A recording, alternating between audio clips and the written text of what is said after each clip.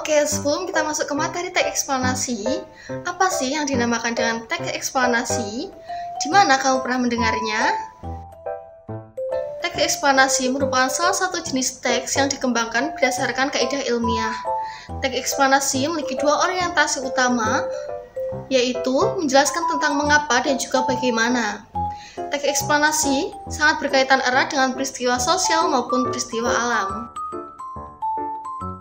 Lalu bagaimana dengan tujuan teks eksplanasi? Apakah kalian tahu tujuan dari teks eksplanasi? Teks eksplanasi bertujuan untuk menjelaskan suatu gejala atau fenomena alam maupun sosial. Teks eksplanasi berfungsi untuk menjelaskan proses bagaimana dan mengapa sesuatu terjadi secara logis. Teks eksplanasi sendiri memiliki beberapa karakteristik. Di antaranya yang pertama adalah bersifat fakta atau faktual. Yang kedua, berisi suatu fenomena yang sifatnya adalah keilmuan atau bersifat ilmu pengetahuan. Yang ketiga, sifatnya informatif. Yang keempat, fokus pada hal umum atau generik.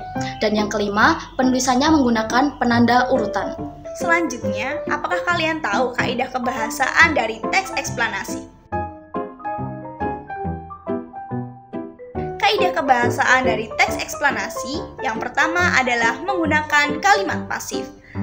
Kalimat pasif yang digunakan dalam teks eksplanasi biasanya menggunakan kata kerja yang berawalan dari di atau ter. Yang kedua adalah menggunakan konjungsi temporal dan konjungsi kausalitas. Konjungsi atau kata hubung temporal adalah kata hubung yang berhubungan dengan waktu, sedangkan konjungsi kausalitas adalah konjungsi yang berhubungan dengan sebab akibat. Yang ketiga adalah penulisannya menggunakan istilah yang berhubungan dengan topik. Selanjutnya adalah menggunakan kata kerja material dan rasional.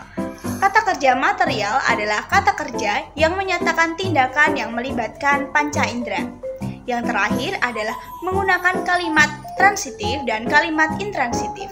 Kalimat transitif adalah kalimat yang memerlukan objek, sedangkan kalimat intransitif adalah kalimat yang tidak memerlukan objek. Nah, itu tadi merupakan beberapa informasi dari teks eksplanasi, seperti pengertian, ciri-ciri, tujuan, struktur, kaidah kebahasaan. Bagaimana? Sudah paham kan? Sekian dari kami, sampai jumpa lagi.